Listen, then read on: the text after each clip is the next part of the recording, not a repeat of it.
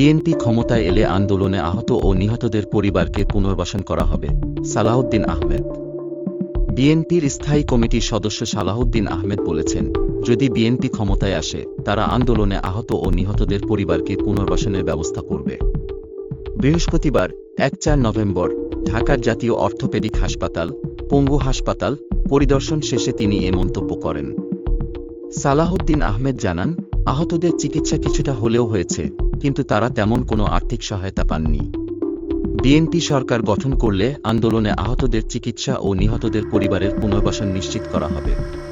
তিনি আরও বলেন, আহতদের শারীরিক অবস্থা এখনও আশঙ্কাজনক। কিছু আহতের চিকিৎসা দেশের বাইরে হওয়া প্রয়োজন, তাই তাদের দ্রুত বিদেশে পাঠানোর জন্য দাবি জানাচ্ছি। বিএনপির পক্ষ থেকে আহতদের মধ্যে ৫ লাখ টাকা বিতরণ করা হয়েছে এবং এর আগেও তাদের সহায়তা দেওয়া হয়েছে।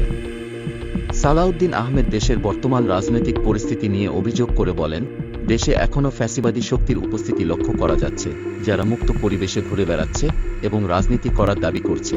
এটা আমাদের কাছে একেবারে অস্বাভাবিক।